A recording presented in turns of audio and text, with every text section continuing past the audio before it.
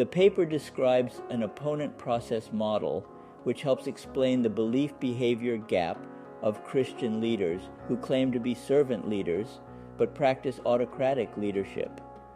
The paper also presents a typology of 4 leadership styles: autocratic, paternalistic, laissez-faire, and servant leadership.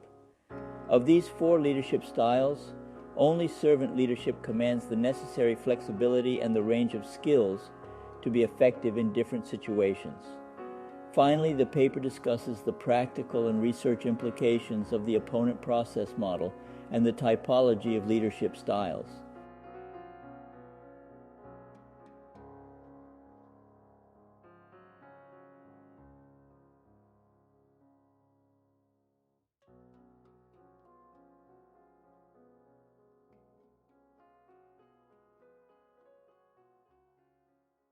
An opponent process model of servant leadership, and a typology of leadership styles. C. Paul T. P. Wong, Ph.D., 2003, Trinity Western University. Introduction. Servant leadership, SL, is characterized by the desire to serve and empower followers, and the belief that the best way to achieve organizational goals is through developing the potential of workers. The primary aim is service to others. Greenleaf, 1977. The idea of leaders and servants has gained increasing acceptance in the leadership and organizational literature, e.g., Covey, 1994, Farling, Stone, and Winston, 1999, Lobb, 2003, Russell and Stone, 2002, Wheatley, 1994. Stone and Winston, 2003, have appropriately referred to servant leadership as Theory S, http www.regent.edu, ACADS bus cure, enter 6500FA, enter 65 syllabus 0FA, HTM. This theory is clearly different from the 3 other theories, X, Y, Z, identified by McGregor, 1967. Theory X views workers as basically lazy and need to be controlled. Theory Y views that workers are self-motivated and responsible and have an intrinsic interest in work. Theory Z attempts to incorporate both X and Y. In contrast, Theory S emphasizes the importance of leadership motivation and postulates that most workers will respond positively to leaders who seek to serve and empower them. Thus, servant leaders may be referred to as Type S leaders. Many of the Fortune magazine's annual 100 Best Companies to Work For demonstrate the practicality and benefits of SL. Christians believe that SL is the best model of leadership for all situations because it was practiced and mandated by Christ. Matthew 20, 25, 28, 23, 11 to 12. It is easy to understand why SL to Christian organizations and works well in a spiritually oriented context. Millard, 1995, Winston, 2003. However, there is increasing evidence of Christian leaders who abuse rather than serve their followers. Enroth, 1992, Farnsworth, 1998, Johnson and Van Vonderen, 1991. How do we explain this belief-behavior gap? There are no easy answers. One plausible explanation is that some Christian leaders may have a misguided view of servant leadership. The following logic may be the basis for this misconception. They believe that they are chosen by God to lead the people, therefore they have the right and responsibility to impose their authority on the people as directed by God. They are servants of God, but not servants of followers. They are accountable only to God, but not to the people. They do not want to be hindered in any way in enacting God's truth. Therefore, they are justified to silence or remove those who question their decision. They do not want to share their power and authority because that would weaken their effectiveness in doing God's will. This line of thinking is based on theocracy, and it can easily lead to abuse of authority if the leader cannot be held accountable by others. Elsewhere, Wong and Page 2003, we have identified the improper application of theology of theocracy as part of the problem, to the extent that it provides justification for ambitious, self-seeking leaders to lord over people in God's name. A careful study of the theology of leadership will reveal that there are several biblical models of leadership, ranging from prophetic, patriarchic, to shared collective leadership. It would be wrong for contemporary Christian leaders to assume the role of Moses, Elijah, or King David, because Christ has given us a new revelation of leadership. We need to be suffering servants, just as Christ has suffered for us. Another misconception of servant leadership is that we have to give up powers in order to be servant leaders. We, Wong and Page 2003, have pointed out that Type S leaders, like other types of leaders, make use of various sources of social power, but they have different preferences and practices. Table, I chose the first 6 bases of power proposed by French and Raven, 2001, the next 2 provided by Hersey, Blanchard, and Natemeyer, 2001, followed by Yukel's 1989, Political Power, and Bass's 1998, Inspirational and Transformational Power. Table 1, the basis of social power. 1. Reward power, based on the leader's ability to reward workers. 2. Coercive power, based on the leader's ability to induce compliance and conformity through manipulation and threats of punishment. 3. Legitimate power, derived from cultural expectations, responsibility, and authority associated with a leadership position. 4. Referent power, derived from a worker's desire to become identified and closely associated with the leader because of relationship and the leader's personality. 5. Expert power, based on the knowledge and expertise attributed to the leader by followers. 6. Information power, based on the leader's possession or access to valuable information. 7. Connection power, based on the leader's connection with important and powerful person inside and outside the organization. 8. Political power, based on the leader's ability to maintain power and weaken the opposition through bureaucratic control and political maneuvers. 9. Inspirational power, based on a leader's ability to inspire workers to embrace a shared vision and a higher purpose, to motivate them to do their very best. 10. Transformational power, based on a leader's ability to transform the culture, climate, and direction of the organization through the strength of his or her courage, integrity, character, and charisma.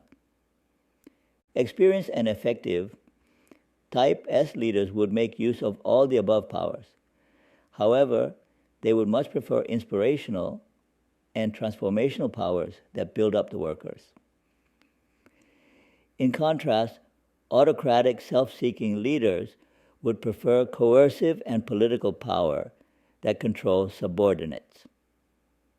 Table 3 summarizes some of the differences between Type S leaders and autocratic leaders with respect to their use of powers, as reported in the literature. Table 2. Differences between Type S leaders and autocratic self-seeking leaders. 1. Different motives. Type S leaders use their power to develop followers. They build the company through developing the full potential of the workforce. Self-seeking leaders use their power to control the followers. They build the company through using or exploiting the workers. 2. Different preferences. Type S leaders prefer inspirational and transformational power because they seek to influence and transform followers, while self-seeking leaders prefer positional, political, and coercive powers because to rule with unquestioned authority, they need to control subordinate. 3. Different outcomes. If we define power as the ability to influence followers, then SL is more efficacious because the arm of control is short, while the reach of influence has no limits. 4. Different orientations. Type S leaders are sensitive to individual and situational needs because they exist to serve others. Therefore, they are relation-oriented and situational. Self-seeking leaders are only concerned about their own authority and power, and they demand blind obedience from everyone regards of individuals and situational needs. Therefore, they are task-oriented and directional. 5. Different levels of skills. SL requires a higher of leadership ability and skills because it takes a lot of A, interpersonal skills, and B, positive inner qualities to inspire and influence workers. However, authoritarian, self-seeking leaders only need 2 sets of very primitive skills to succeed. A, demonstrate unquestionable loyalty and obedience to their bosses, and 2, to use coercive power to enforce obedience and conformity from their subordinates. Dwight D. Eisenhower once said, "You do not lead by hitting people over the head. That's assault, not leadership." 6. Different attitudes towards vulnerability. Type S. Leaders are willing to risk making themselves vulnerable by trusting and empowering others, because some power grabbers may exploit the situation to betray and attack Type S leaders. Self-seeking leaders, on the other hand, are afraid of vulnerability. That's why they will do anything to hold on to power and keep others under control. 7. Different attitudes towards humility. Type S leaders view themselves as servants and stewards. Therefore, they voluntarily humble themselves in order to serve others. Self-seeking leaders, on the other hand, are only interested in feeding their own ego. Therefore, they always blame others for failure and claim credit for success. The last 2 points set Type S leaders apart most clearly from autocratic leadership, because they are the defining characteristics of a suffering servant modeled after Christ, as described in the scriptures and the literature. Philippians 2:6-8, Patterson 2003, Winston 2003.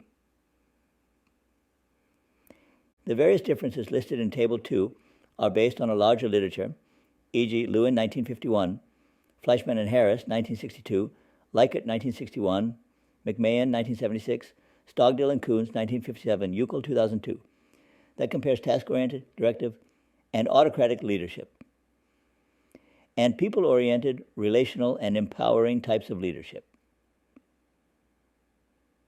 SL represents the latest development in the latter. SL may be considered as an outgrowth of participative leadership, McMahon 1976, which advocates empowerment and involvement of many members of the organizations. SL also shares some of the same characteristics as transformational leadership, Bass 1998, Stone, Russell, and Patterson 2003. For example, Bass 2000 points out that servant leadership is close to the transformational components of inspiration and individualized consideration. P33. SL is also similar to Steward Leadership, Block 1993, because both emphasize the need to replace self-interest with service to others as the basis for using power. Figure 1 presents a schema to integrate SL process with other people-oriented leadership styles. Figure 1, the servant leadership process. Primary motivation, serve and develop others. Primary responsibility, be good, set wars in all resources. Structure, democratic flat hierarchy. Process and outcomes, positive transformation of workers and company. Primary motivation, servant leadership. Primary responsibility, steward leadership. Structure, participative leadership, process and outcomes, transformational leadership. The literature on these people-oriented and service-focused leadership practices has greatly expanded the long-established findings on the importance of paying attention to relationships with employees, e.g. McMahon, 1976, Stogdill and Coons, 1957, Uckel, 2002. Furthermore, there is now a clear consensus among modern management theorists, Avolio, 1999, Bennis, 1990, Hammer and Champy, 1993, Rinsler and Ray, 1993, Singh, 1990, that autocratic leadership needs to be replaced by leadership that empowers workers. In a knowledge economy, the strong trend is towards flattering the hierarchy and empowering the knowledge workers. These new developments in the leadership and management literature provide ample indirect support of the benefits of SL. More recently, the advantages of servant leadership over autocratic leadership have been well documented in the literature. Farling, Stone, and Winston, 1999, Laub, 2003, Page and Wong, 2000, Russell and Stone, 2002, Senjaya and Saros, 2002. Two kinds of insecurity that hinder SL. Based on my interviews with various Christian leaders, fear of insecurity has often been cited as the main reason for leaders' reluctance to embrace SL. It is helpful to differentiate between two types of insecurity. One, weakness-based insecurity.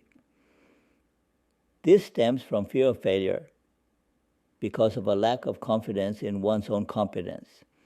Inexperienced and incompetent leaders are easily threatened. They have difficulty accepting feedback and become very defensive and insistent on their own ways because they are too scared to expose their mistakes and weaknesses. 2. Power-based insecurity. This primarily stems from fear of losing the power to control others. Leaders suffering from this type of insecurity are not concerned about exposing their own mistakes and weaknesses because they are totally blind to such matters. Instead, their main worry is that they may not have the necessary power to exercise control over their subordinates. Since it is difficult, if not impossible, to control others, authoritarian leaders will always feel insecure, regardless of how powerful they are. Power-based insecure leaders tend to micromanage every situation. They would inject them into even trivial matters, which are already regulated by established procedures and managed by competent people, simply because they need to reassure themselves that they have the power to impose their will on others, and the things will go wrong without their intervention. Of these two types of psychological insecurity, the latter is more serious, because weakness-based insecurity can be overcome with more experience and training. However, the power-based insecurity is difficult to cure because the hunger for control is insatiable. Another interesting observation is that a protege may assert his power and turn on his mentor, even though he owes a great deal to his mentor for the promotion. In this case, insecure-based insecurity becomes power-based insecurity. Power is indeed a monster that recognizes neither teachers nor friends. It is blind, irrational, and it sustains itself by sucking other people's blood. All through history, individuals in position of power have often abused their authority to oppress those with less power. The oppressed victims typically have three options: fight, flight, or fright, a willingness to carry the burden of oppression. The majority of workers choose the last option because it seems to be best strategy to survive in an oppressive work environment. But it will take a toll in terms of toxic emotional reactions and staff burnout. Roudet, 2003. A typology based on the opponent process model. The opponent process model is predicated on the interactions between two underlying opposing motivational forces: serving others versus self-seeking. Blanchard and Hodges, 2003. Thus, the model posits that SL is present to the extent that self-seeking is absent. Since self-seeking cannot be completely eradicated, there will always be some internal conflict between the opposing motivations.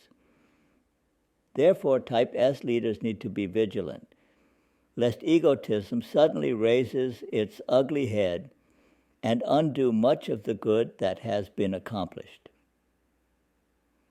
Self-seeking is characterized by power and pride, while SL is characterized by humility and self-denial. To put it in theological terms, the opponent process model posits that SL can be implemented only to the extent that the flesh is replaced by the Spirit of Christ, the suffering servant. The Servant Leadership Profile Revised, SLPR, Wong and Page, 2003, takes into account both the positive attributes of SL and the negative attributes of self-seeking leadership, because SL is present only to the extent that power and pride are absent. Based on the opponent process model, we have developed a typology of leadership styles, as shown in Figure 2. Figure 2. A typology of leadership styles based on the opponent processes of serving others, SO, and self-seeking, SS. Y-axis, low SO, high SO, X-axis, low SS, high SS. From the top left quartile clockwise, Q1.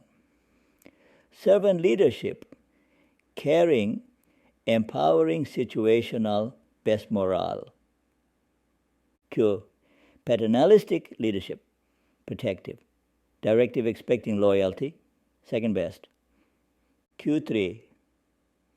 Laissez-faire, leadership, detached, weak, disinterested, low morale. Q4. Autocratic leadership, coercive, directive, demanding obedience, worst morale. Leadership style refers to the relatively consistent pattern of behavior that characterizes a leader. Dubrien, 1995, Pi 377. What sets servant leadership apart is that in addition to its service-oriented leadership style, it also practices situational leadership, as described by Blanchard and Hodge, 2003. For example, Type S leaders will adopt practices associated with paternalistic leadership in situations where an immature and inexperienced worker requires a lot of hand-holding.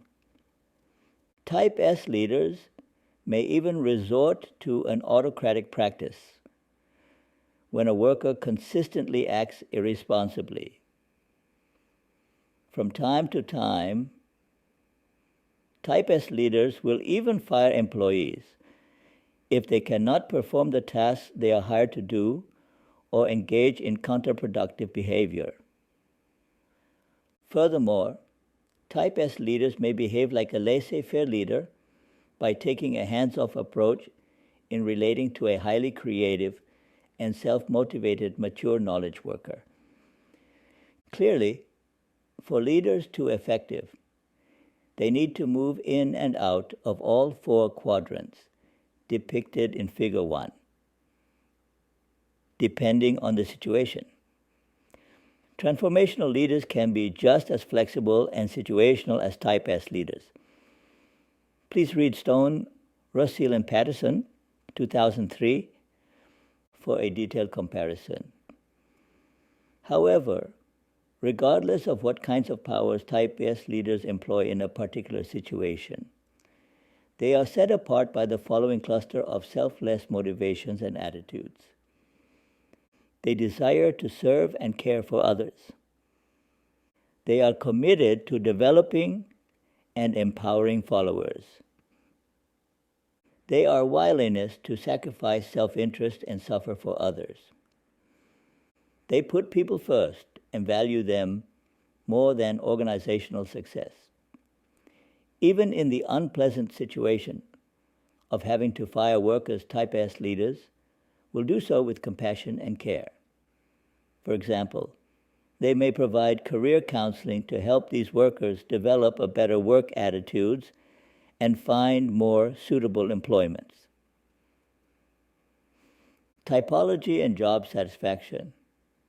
SL is not only a highly humanistic and ethical leadership style, it is also predicted to be profitable because it increases morale, job satisfaction, and productivity. The prediction of morale or job satisfaction, as depicted in Figure 1, is based on the following reasoning. The level of servant leadership, according to SLPR, is that the servant leadership score equals to SO scores minus SS. Thus, the resulting SLPR scores from the highest to the lowest will be as follows. First, servant leadership in high SO, low SS. Second, parental leadership, high SO, high SS. Third, laissez-faire leadership, low SO, low SS. Fourth, autocratic leadership, low SO, high SS.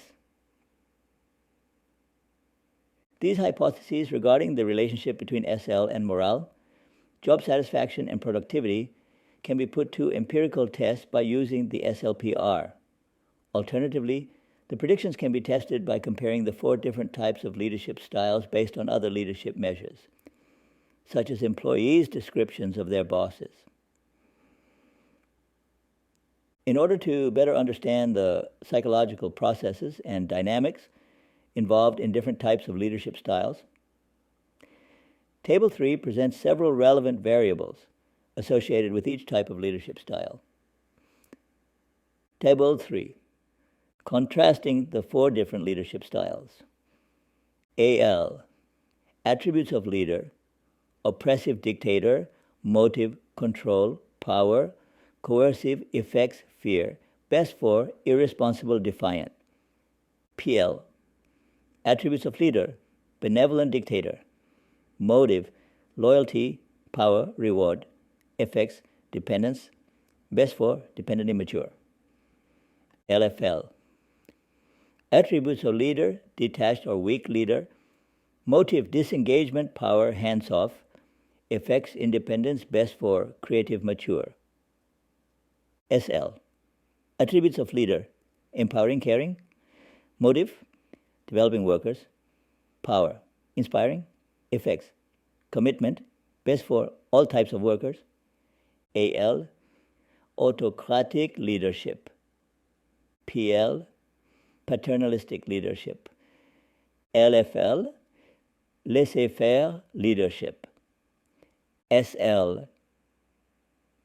servant leadership. Leadership styles and types of control A major part of the responsibility of leaders is the exercise control to ensure that performance and production meet the expected goals and within budget.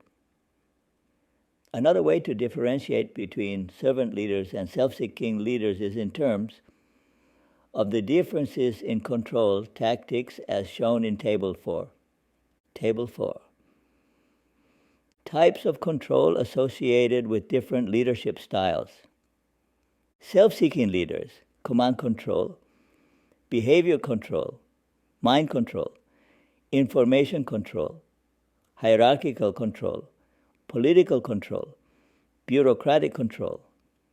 Servant leaders, ethical control, quality control, climate control, accuracy control, peer control, procedure control, process control.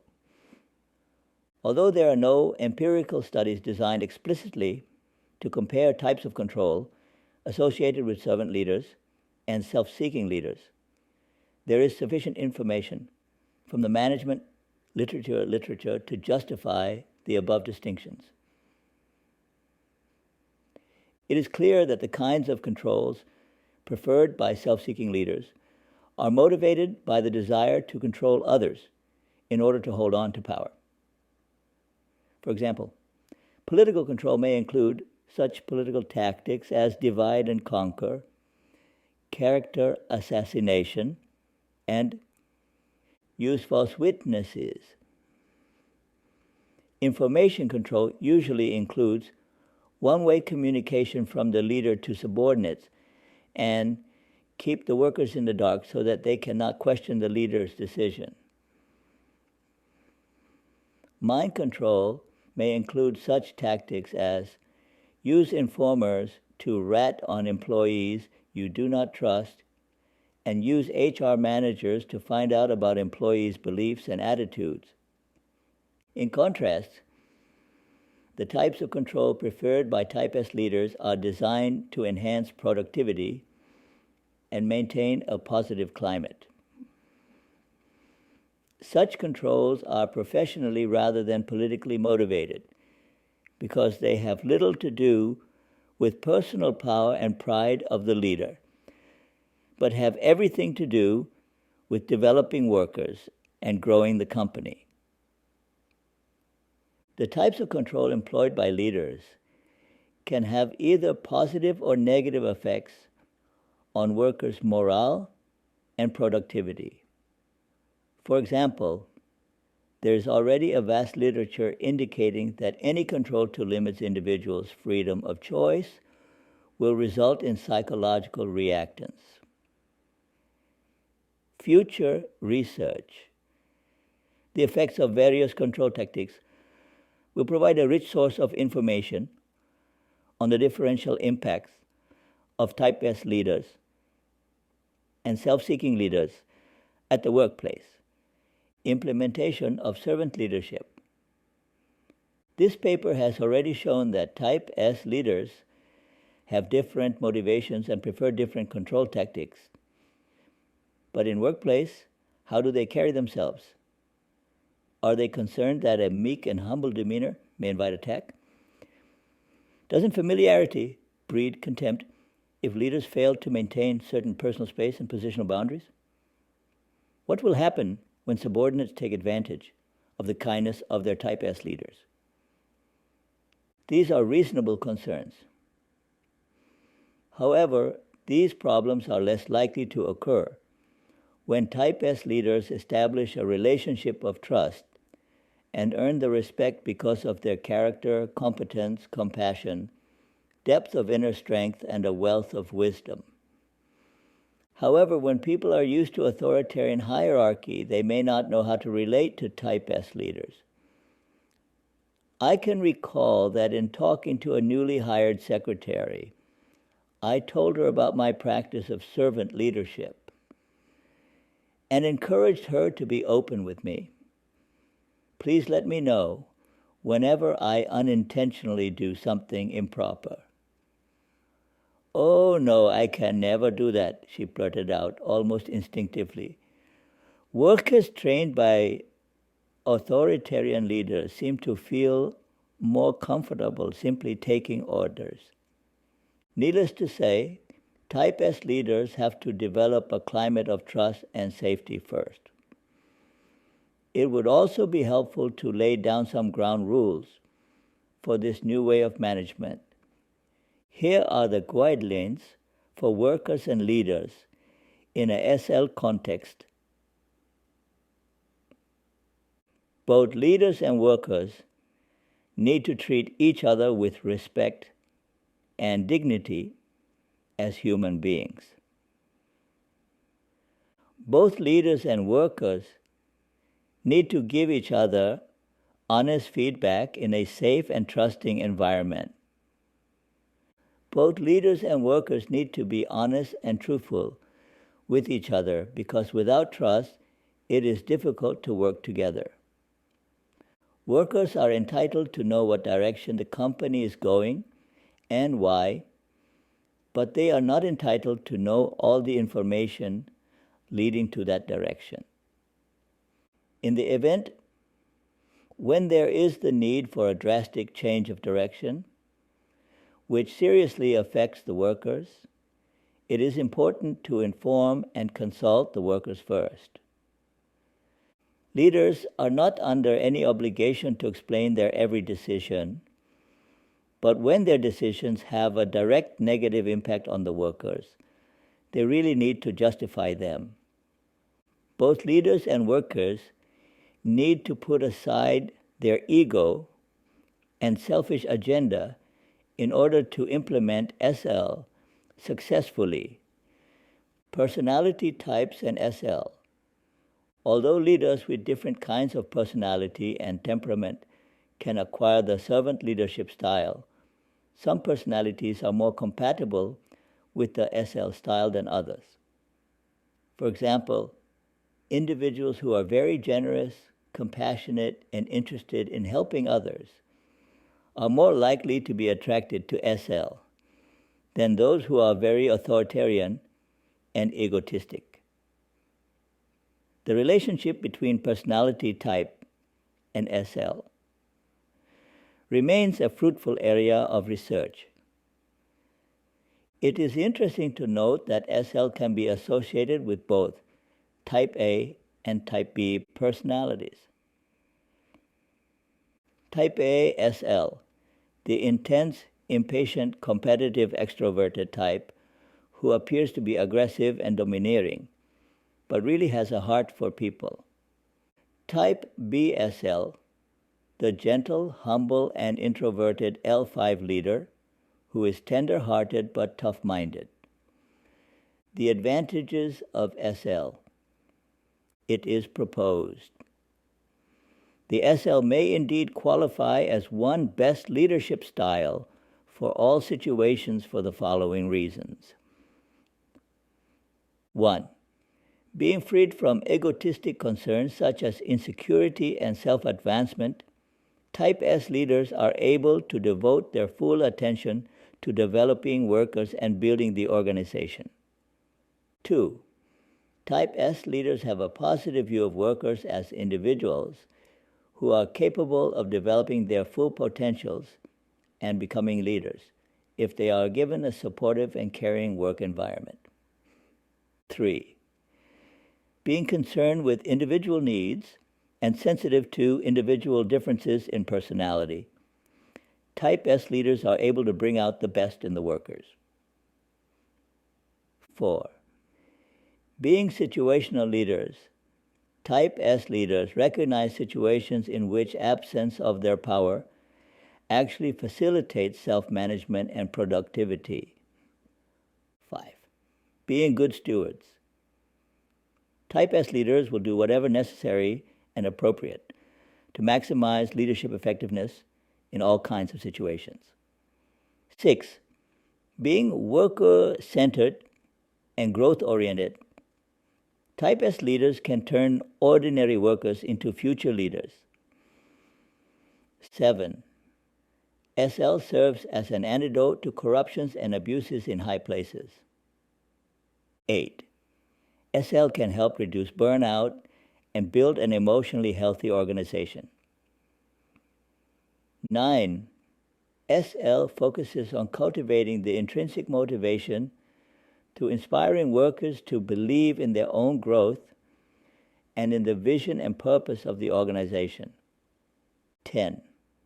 SL seems most suitable for the next generation of workers who are very cynical of authority and demand authenticity in their bosses. 11. SL seems most suitable for knowledge workers who value independence and creativity. 12. SL recognizes that leadership is a group process which should not be centralized in one or two individuals. 13. SL is based on humane, spiritual, and ethical values.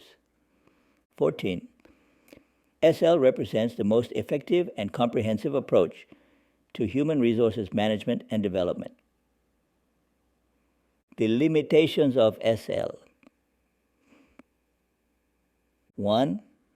Inexperienced leaders feeling very insecure may not be able to implement SL because they are afraid of losing their ability to lead or losing their position.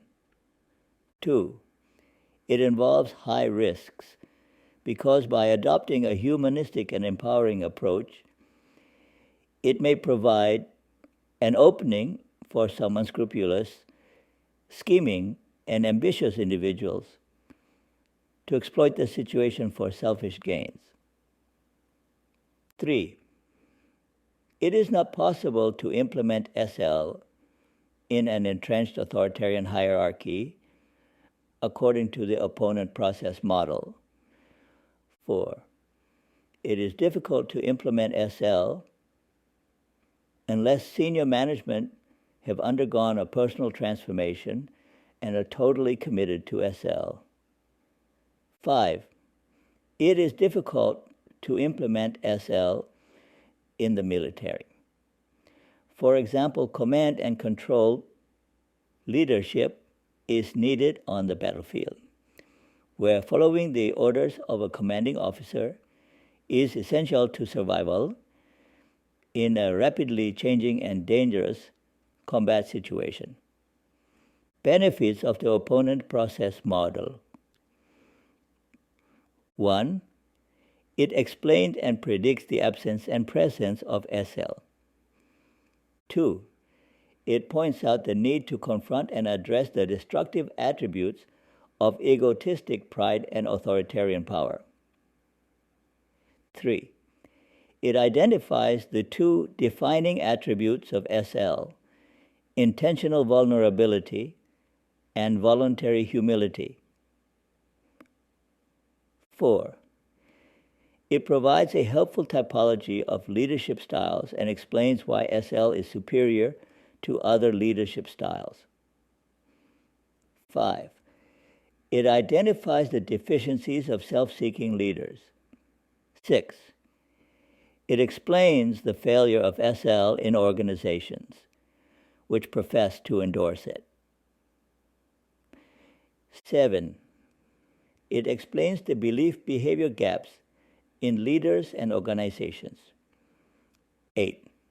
It provides a reasonable explanation as to why there should be a positive correlation between a servant leadership profile, revised, and job satisfaction.